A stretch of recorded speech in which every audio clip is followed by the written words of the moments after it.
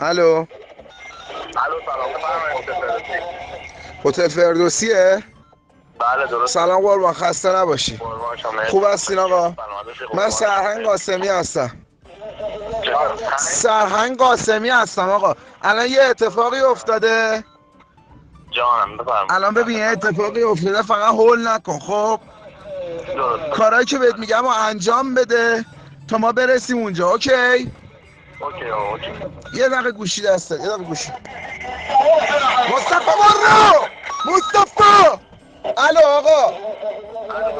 ببین آقا، الان یه آدم مسلح که بمب همراهشه تو هتله. بله. بعد الان شما یه دوربینا رو چک میکنی ببینی که این آقا تو لابی هستن یا نه. چک میکنم. چشم. الان چک میکنم. سریع چک کن داداش. چک کن. بدو. سرهنگ مصطفی برو.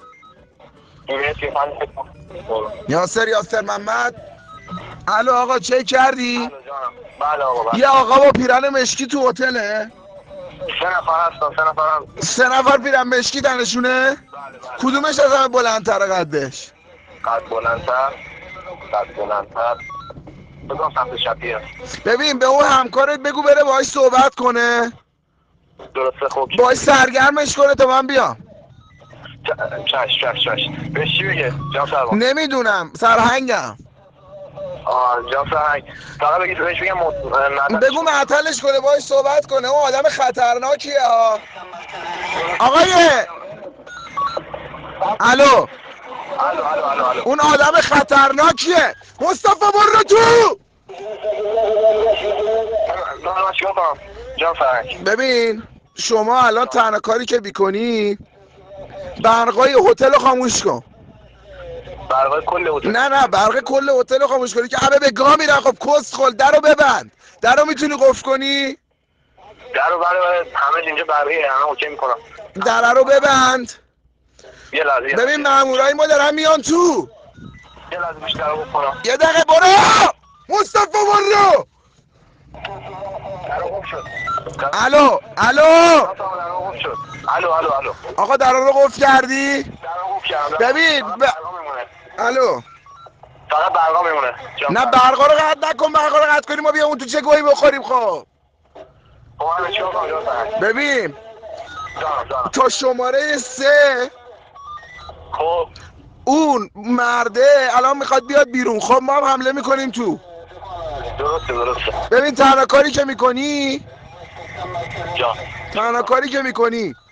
گوشی رو بذار زمین. مصطفی برو. الو آقا، شما تنها کاری که میکنی گوشی رو بذار رو میز. ها؟ تلفن رو بذار رو میز. برو زیر میز، دستتو بذار رو سرت، داد بزن. برو تو. مصطفی برو. الو مامورای ما دارن میان تو. برو در قفل چجوری میخوام میام تو؟ نه تو نرو بیرون با مصطفی برو. الو برو زیر میز. جانم برو زیر میز. رفتم. میرم.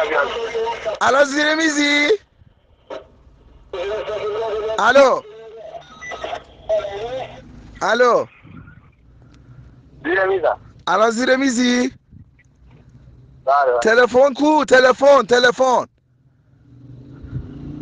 الو. رو میبینی؟ تلفنو بله. بکن تو کونت.